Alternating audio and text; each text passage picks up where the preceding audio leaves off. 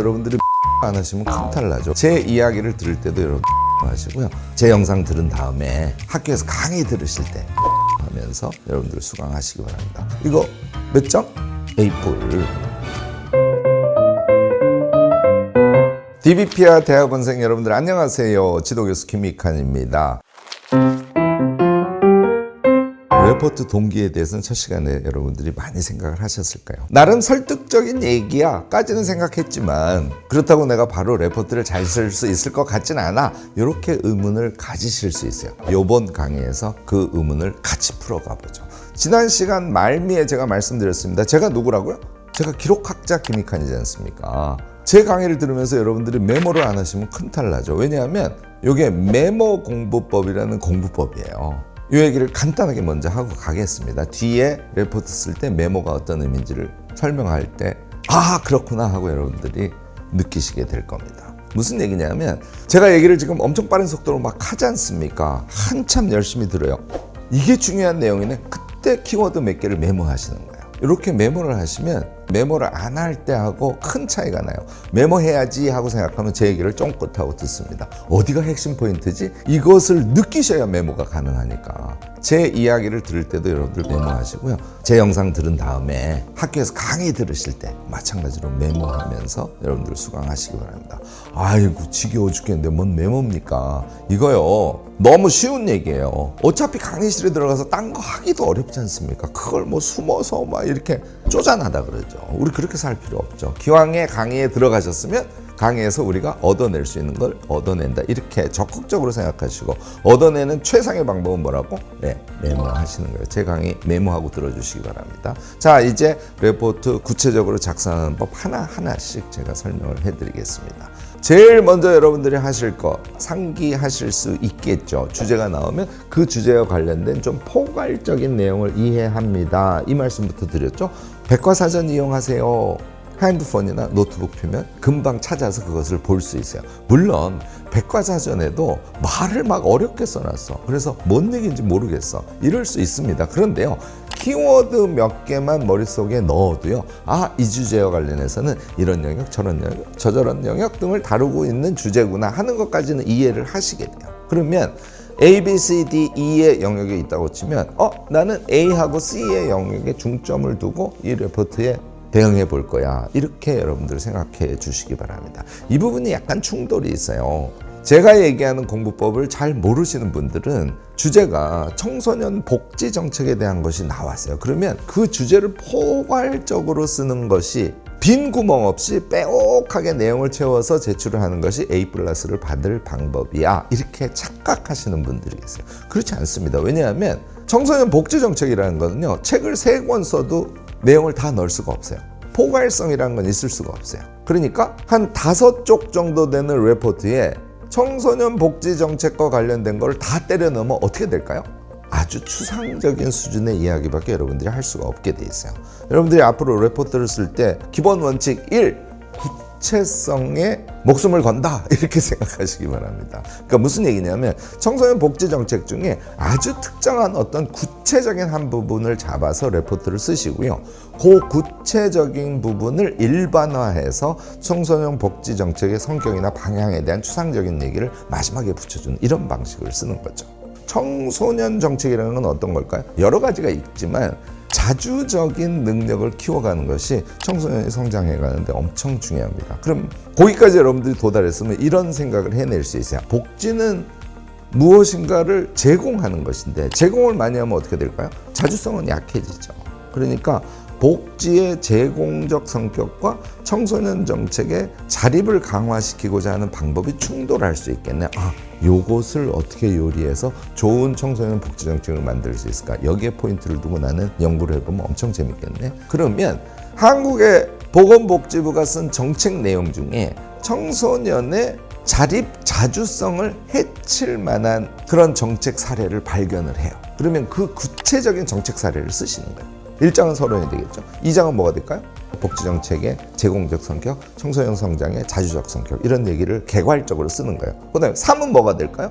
구체적으로 한국에서 쓰인 청소년 복지정책 중에 복지정책의 구체적 내용을 쓰세요. 뭐 예를 들어서 2010년대 전반기에 사용된 청소년에게 제공하는 문화 카드 제도, 요걸 들고 나오는 거죠. 그래서 그것을 상세하게 설명하고 이것이 어떻게 집행됐고 집행된 결과 청소년들에게 실제로 이런 영향을 미쳤어요. 따라서 내가 2장에서 본 기본적인 성격과 내가 구체적으로 본 사례 사이에 이제 자신의 주장이 깃들 수 있게 되는 것이죠.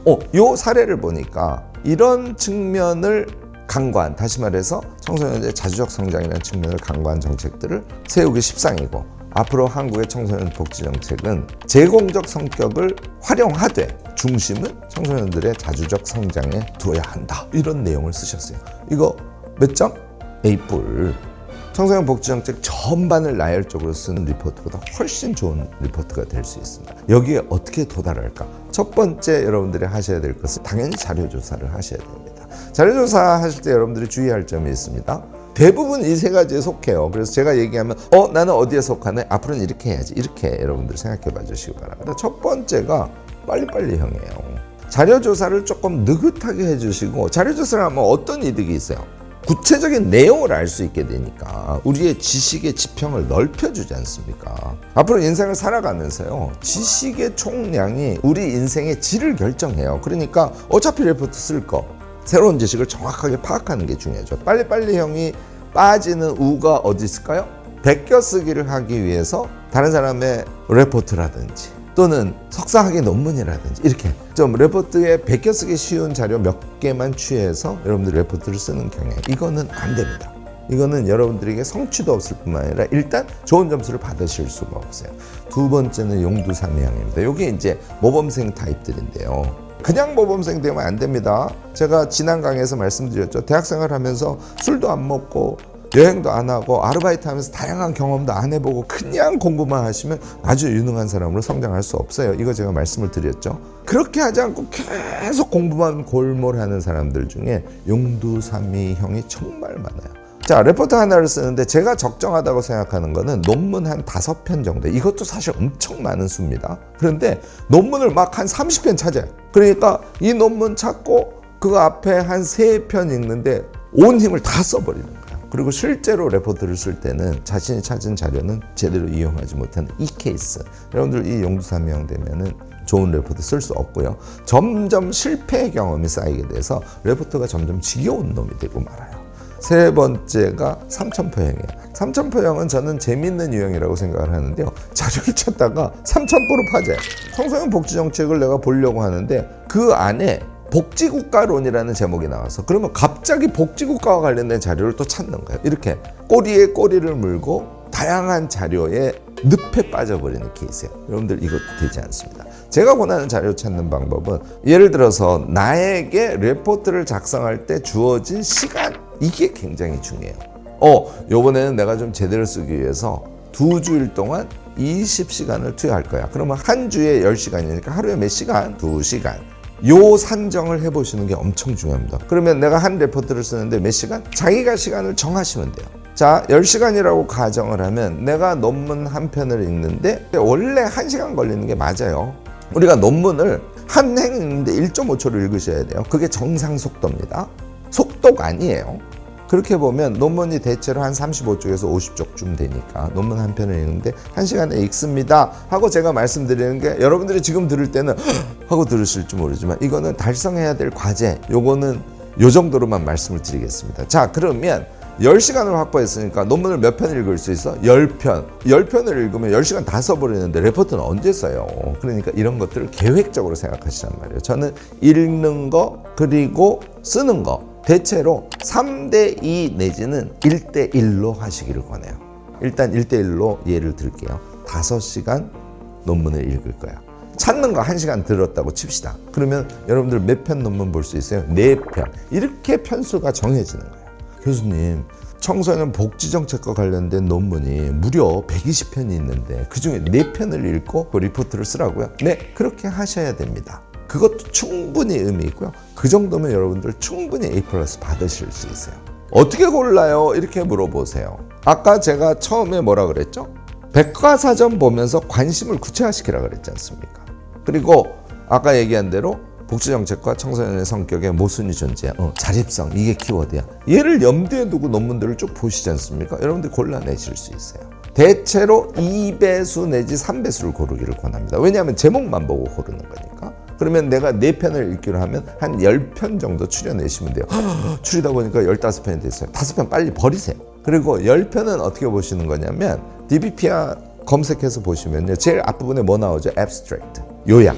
걔를 간단하게 보는 거야. 그리고 10편 중에서 4편만 골라내시는 겁니다. 이게 정말 중요해요. 여러분들 이걸 안 하세요. 이걸 귀찮아하세요. 1시간이면 되니까 제발 여러분들 레포트 쓸 때 이 작업을 해주시기 바랍니다. 자, 이제 자료조사 끝났어요. 읽기에 들어갑니다. 기본적인 독서가 가능한 사람이 됐어. 그러면 제일 중요한 게 메모하면서 독서를 하시는 거예요. 논문을 4편인데 한 편에 1시간씩 본다 그랬어요. 어떻게 읽으냐면 요령으로 딱 붙여두시기 바랍니다. 대학에서도 이렇게 보셔야 되고요. 사회에 나가셔도 이렇게 읽으셔야 돼요. 뭘 보냐면 서론을 보면요. 또는 앱스트랙을 보면요. 저자가 질문을 하고 있어요. 내가 어떤 게 궁금해서 이걸 연구할 거야. 이렇게. 얘를 먼저 찾아내셔야 돼요. 그 다음에 뭐가 들어갈까요? 나는 이런 방법으로 또는 이런 자료들을 분석해서 라고 어떤 작업을 해서 본문 내용을 채웠는지를 소개를 합니다. 그리고 그 작업을 했더니 결론이 뭐가 났어요. 내가 궁금했던 게 이건데 이 궁금한 것에 대해서 나는 결론을 이렇게 냈어. 요 2가지가 핵심이고요. 본문은 그것을 어떤 자료를 분석해서 또는 어떤 방법론을 가지고 어떻게 내가 결론에 도달해서 하는 디테일한 내용을 써놓고 있죠. 그 3가지. 저자의 의도, 이거 연구 질문이라고 하기도 합니다. 요거 파악하시고요. 결론 파악하시고 그 다음에 그 결론에 도달하기 위해서 저자가 뭔 얘기를 했는지 요 3가지를 파악해야지 하는 생각을 갖고 논문을 보셔야 돼요. 그냥 열심히 보시면 제가 지금 얘기한 3가지가 안 보여요. 논문을 볼 때는 스피디하게 보면서 3가지를 염두에 두면서 핵심이 되는 맥락만 짚어가면서 읽으셔야 돼요. 얘가 성경이 아니잖아요. 문장 하나하나를 엄청 분석적으로 보시는 분들 이거 꽝입니다. 논문 읽을 때는 읽는 단위가 뭐라고요? 문단. 일단 문단 단위로 크게 빨리 읽으시고요. 앞에 얘기한 저자의 의도, 저자가 질문하는 거 이거에 대해서 뭐라고 답하고 있지? 이걸 계속 신경 쓰면서 보시는 거예요. 이걸 맥락 읽기라고 해요. 요 맥락 읽기를 여러분들이 하실 수 있으면 공부에 엄청 유능한 사람이 됩니다. 또 하나를 신경 쓰셔야 돼요. 맥락 읽기를 하면은 리듬감 있게 빨리 읽을 수 있습니다. 그런데 한 가지를 더 신경 쓰셔야 돼요. 뭐냐면 내가 청소년의 자립성이라는 개념을 중시하면서 레포트를 쓸 거잖아요. 자기가 쓰려고 하는 논문의 어떤 포인트와 연관되어서 요건 나중에 써먹으면 좋겠는데 하고 써먹을 것을 파악하려고 신경을 쓰면서 보셔야 돼요. 2가지 신경 씁니다. 논문 전체의 맥락. 맥락은 저자의 문제 관심, 저자의 연구 질문이죠. 그 다음에 결론, 그리고 무슨 방법을 써서 어떤 분석을 통해서 그걸 했는지 얘의 맥락을 찾는 것이고요. 그 안에 내가 쓰려고 하는 논문에 써먹을 만한 뭔가 재미있는 요소 이것이 있는지를 파악해가면서 읽으시는 거예요. 제가 좀 미리 말씀드립니다만 나중에 여러분들이 석박사 과정에 가시면요. 예를 들어서 내가 박사학위 논문을 크게 5챕터를 쓸 거야. 이 챕터에는 절이 3개가 있어. 그러면요. 한 절에 논문을 한 50편 보신다고 생각하면 돼요. 그럼 전체 몇 편? 이거 계산도 안 돼. 박사 논문 쓰시면서 여러분들은 논문을 100편 읽고 이런 게 아니에요. 그 주변과 관련된 논문이나 서적까지 읽기 때문에 엄청난 양을 여러분들이 읽게 되거든요. 그러면 제가 얘기한 맥락 읽기를 듬성듬성 보면서 파악하는 능력까지 갖추게 됩니다. 그러면 빨리 읽으면 논문 한 30분 만에 스킵해가면서 그런데 내가 박사 논문에 쓸 것이 뭐지? 얘를 픽업하면서 논문을 읽으시게 돼요. 요것의 전초전이라고 생각하시면 됩니다. 그 다음이 중요해요. 그렇게 해서 논문 4편을 읽었습니다. 그냥 읽으면 여러분들 기억에 나요? 안 나요? 안 나죠. 제가 권하는 것은 노트하기를 권해요. 메모 공부법이죠. 논문 한 편 읽는데 1시간을 잡았으니까 후루룩 읽으면서 핵심 포인트가 되는 거, 맥락에, 그리고 내가 내 레포트에 써먹으면 좋을 거, 그것을 키워드만 적어 놓으세요. 방점, 키워드만 적어 놓으세요. 1시간밖에 없는데 베껴 쓰듯이 여러분들이 쓰시면 시간 엄청 걸리니까 1시간 만에 읽고 메모까지 하는데 할 수 있겠어요? 못합니다. 그러니까 읽는데 45분, 메모하는데 15분 이런 배분이라고 생각하면 키워드만 쓰시는 거예요. 교수님 여기 나온 표가 레포트에 써먹으면 엄청 좋을 것 같은데 그건 베끼지 않고 어떻게 하세요? 베끼지 않고 어떻게 할까요? 표시만 해놓고 레포트 쓸 때 걔를 가져와도 되고요. 아니면 핸드폰으로 사진 찍어서 자기 핸드폰에 저장하고 있을 때 여러 가지 방법이 있을 수 있을 거 아닙니까? 이렇게 메모를 키워드 위주로 남겨두시기 바랍니다. 이런 걱정을 또 해요.